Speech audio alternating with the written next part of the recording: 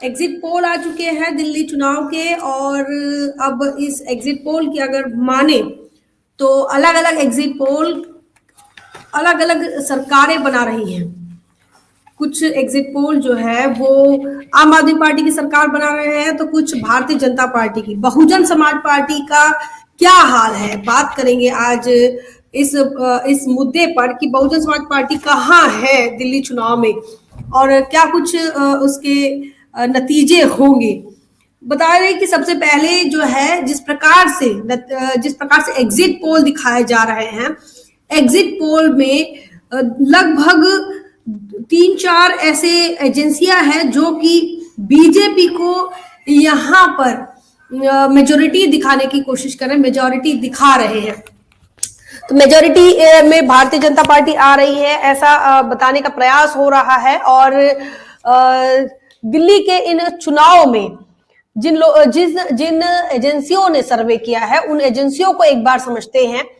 सबसे पहले आपको ये बताएं कि जेवीसी करके एक एजेंसी है जिसने सर्वे किया है, जिसमें वो आम आदमी पार्टी को लगभग 31 सीट 22 से 31 सीट दिखा रही हैं और 39 से 45 सीटें यहाँ भारतीय जनता पार्टी को। कांग्रेस का लगभग जो है वो 0 ही दिखाया जा रहा है, कहीं पर 1 कहीं पर 2। तो जेवीसी ने यहाँ 2 दिखाया कांग्रेस को और जो 1 सीट है वो अन्य कोई खाते में जा रही है। तो ये एक सर्वे है। बता दें कि 70 सीटों पर चुनाव हुआ। 70 सीटों में से 36 सीटें लगेगी सरकार बनाने के लिए और ये 36 का आंकड़ा जिसके पास होगा वो सरकार बना रहे हैं। समाजवादी पार्टी चुनाव से बाहर है। चुनाव मैदान में जो है वह भारतीय जनता पार्टी, आम आदमी पार्टी, कांग्रेस और साथ ही बहुजन समाज पार्टी। कांग्रेस 66 सीटों पर चुनाव लड़ रही है और उन्हीं के साथ जो है वो आरजेडी मिलकर चुनाव लड़ रही है। भारतीय जनता पार्टी के साथ भी जेडीयू है। भारतीय जनता पार्टी के साथ अन्य उनके एनडीए के घटक दल हैं जो कि वहां चुनावी मैदान में है। आम आदमी पार्टी अकेले 70 सीटों पर चुनाव लड़ रही है। बता दें कि एक तरफ जब लोकसभा चुनाव हुआ था तो इंडी अलायंस बनाया गया था, जहां पर आम आदमी पार्टी और कांग्रेस जो है वो साथ में लोकसभा चुनाव में थे। लेकिन जैसे पश्चिम बंगाल में हुआ कि किस प्रकार से ममता बनर्जी की तृणमूल कांग्रेस और कांग्रेस अलग अलग होकर चुनाव लड़ी, दिल्ली के अंदर भी वही हाल है। दिल्ली के अंदर आलम यह है कि केजरीवाल की पार्टी अलग चुनाव लड़ती है और कांग्रेस अलग चुनाव लड़ती है। इसको लेकर हमने ये भी बात कही थी कि ये अलग अलग चुनाव लड़कर फायदा किसे पहुंचाना चाह रहे हैं। और अब जो एग्जिट पोल सामने आ रहा है वो एग्जिट पोल का ये दिखाना है। लगभग आपको ये बताए कि 3 से 4 एजेंसियां ऐसी है जो कि सरकार बना रही है भारतीय जनता पार्टी की। चाणक्य स्ट्रेटजी ने भी बीजेपी की सरकार बनाने का दावा किया है, मतलब सर्वे उनका ये कह रहा है।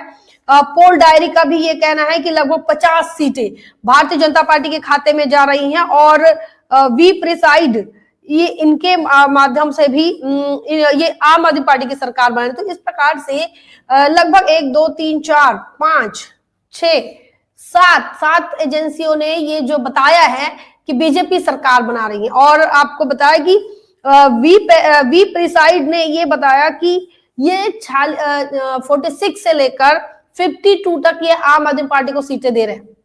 बहुजन समाज पार्टी जो कि दिल्ली के अंदर कभी 14.5% हुआ करती थी, बहुजन समाज पार्टी को लेकर किसी भी जो सर्वे एजेंसी है उन्होंने इसको नोटिस तक नहीं किया है। सोचना होगा कि ये जो सर्वे एजेंसियां है, यह सर्वे एजेंसी कैसे सर्वे करती है। ये क्वांटिटेटिव तरीके से सर्वे करती है। कुछ 5000 लोगों में से वह 1000 लोगों को चुनती है और उनका जो उनका क्या ओपिनियन है, उस ओपिनियन के आधार पर इस प्रकार से जो है एग्जिट पोल बनाया जाता है या फिर ऐसा एक परसेप्शन क्रिएट किया जाता है। और एक परसेप्शन क्रिएट किया जा रहा है और लगातार मीडिया इसे जो है भुनाने में भी लगी है। जमीनी मुद्दे मीडिया के अंदर से गायब हैं। चुनाव के अंदर भी जमीनी मुद्दे गायब थे। आप देखिए दिल्ली वो ऐसा प्रदेश है, सबसे बड़ा डाइवर्सिटी वाला प्रदेश दिल्ली को कहा जाएगा। चूंकि दिल्ली के अंदर एक छोटा भारत बसता है, हर राज्य के लोग, हर जाति के लोग, हर धर्म के लोग, सभी लोग दिल्ली के अंदर रहते हैं और उनका जो टेस्ट है, चुनाव का जो टेस्ट है, वो चुनाव का टेस्ट अलग है। हम आपने देखा होगा कि चाहे वहां नगर निकाय के चुनाव हो, चाहे वो विधानसभा के चुनाव हो, चाहे लोकसभा के चुनाव हो, तीनों में वो अलग अलग तरीके से प्रैक्टिकल करते हैं और अलग अलग तरीके से वहां का जो वोटर है, एक मैच्योर वोटर है और वो उस हिसाब से वोट देता है। लेकिन जो जिस प्रकार से सर्वे आया है, सर्वे क्या बता रहा है? सर्वे ये बता रहा है कि यहाँ आम आदमी पार्टी जो है वो दूसरे नंबर पर दिखाई जा रही है और भारतीय जनता पार्टी पहले नंबर पर दिखाई जा रही है। वही कांग्रेस की अगर बात करें, जिस कांग्रेस ने दिल्ली के अंदर कई समय तक वहां सरकार चलाई और ऐसी कांग्रेस को लगभग सुपड़ा साफ ही कांग्रेस का हो रहा है, कांग्रेस का सुपड़ा साफ हो रहा है और अन्य दलों में से किसी को एक सीट तो कहीं पर किसी सर्वे एजेंसी ने एक सीट दी है तो किसी सर्वे एजेंसी ने 2 सीट दी है, इसके अलावा 0 दिया है।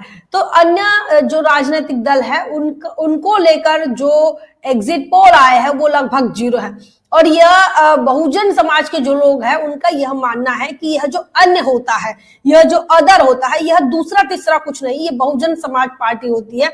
चूंकि बहुजन समाज पार्टी को हमेशा से ही मीडिया हो या फिर इस प्रकार की न्यूज एजेंसियां हो, चाहे फिर सर्वे एजेंसियां हो, ये लोग बहुजन समाज पार्टी को अदर में ही काउंट करते हैं। जहां पर आपको याद दिला दे 2007 में जब बहुजन समाज पार्टी यहाँ उत्तर प्रदेश के अंदर जब चुनावी मैदान में थी तो इसी प्रकार से एग्जिट पोल आया था और ऐसा दिखाया था कि बहुजन समाज पार्टी के खाते में ज्यादा सीटें नहीं आ रही हैं। लेकिन 2007 में बहुजन समाज पार्टी ने यहाँ पर फुल मेजोरिटी की सरकार बनाई थी। ये बात भी उतनी ही सच है। तो ये एग्जिट पोल कितने सच है, कितने सच नहीं है, ये अलग मुद्दा है। लेकिन एग्जिट पोल के माध्यम से एक नया नरेटिव सेट करने का काम लगातार हो रहा है और इसका जो इसको मैच करने का जो कोशिश होती है वह काउंटिंग के दिन होती है। आप देखिए जो टेम्परिंग होती है वो टेम्परिंग इन्हीं एग्जिट पोल के इशारे पर होता है कि किस प्रकार से टेम्परिंग होगी। ईवीएम को लेकर लगातार सवाल खड़े हो रहे थे और आज भी जितने भी चुनाव होते हैं, किसी भी प्रदेश के चुनाव हो, चाहे विधानसभा के हो, चाहे लोकसभा के चुनाव में, पिछले लोकसभा चुनाव में भी देखा, तो चुनाव कोई भी हो, ईवीएम को लेकर जो शक है, जो जो ईवीएम की गड़बड़ी का लेकर जो एक किस्सा है वो लोगों के मन में लगातार चलता रहा। आज बताया दिल्ली के अंदर अलग अलग समस्याएं हैं और ये सारी समस्याएं अलग थलग होकर रह गई।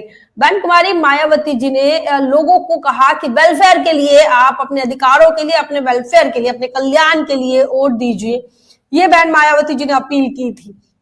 और ये दिल्ली के अंदर जो समस्याएं हैं, चाहे वो कर्मचारियों की, सफाई कर्मचारियों की समस्या हो, और ये बड़ी तादाद में है, चूंकि दिल्ली के अंदर सबसे ज्यादा जो दिक्कतें हैं वो सफाई कर्मचारियों की है और सफाई कर्मचारियों के नियुक्ति के बाद उनके वेतन की समस्या है और उन्हें मैनुअल तरीके से गंदगी साफ करनी पड़ती है, ये बड़ी समस्या। और ऐसे में कई जो सफाई कर्मचारी हैं ये दम घुटकर ही सीवर के अंदर मर जा रहे हैं, ये भी बड़ी समस्या है। और इसमें सरकार जो दावा कर रही थी, आम आदमी पार्टी, केजरीवाल की सरकार, जो भ्रष्टाचार के खिलाफ सरकार जिन्होंने बनाया था, जो बाद में शराब भ्रष्टाचार में पकड़ी गई, ये वही सरकार है जो कि ये दावा करती है कि वह आधुनिक यंत्रों का उपयोग करके, आधुनिक टूल्स का यूज करके वह सफाई करवा रही है। लेकिन ऐसा कुछ देखने को नहीं मिला। गरीबी की अगर बात करें तो दिल्ली के अंदर झुग्गी झोपड़ियां और गंदगी का आलम बेहद और बेहाल है। और ये चीजें आपको सोशल मीडिया पर हमने कई बार बताई।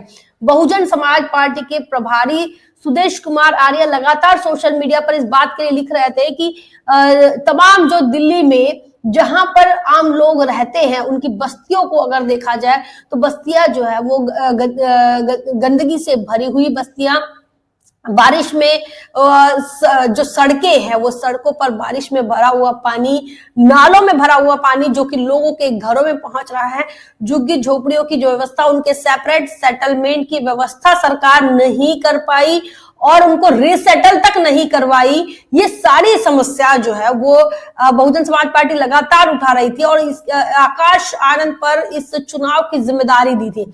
हरियाणा के विधानसभा चुनाव के बाद बहुजन समाज पार्टी की राष्ट्रीय अध्यक्ष बनने मायावती जी ने इसकी जिम्मेदारी हरियाणा चुनाव के बाद दिल्ली के प्रदेश की विधानसभा के चुनाव की जिम्मेदारी आकाश आनंद के पर थी। और उसके बाद जब से आकाश आनंद ने बागडोर संभाली तो उसके बाद से वो लगातार बहुजन समाज के लिए बात कर रहे थे, उनके अधिकारों की बात कर रहे थे, दिल्ली की तमाम समस्याओं को लेकर वो बात करते, विद्यार्थियों की समस्या पर बात कर रहे थे, नौकरी बेरोजगारी की पर वो बात कर रहे थे, सफाई कर्मचारियों की समस्या पर बात कर रहे थे।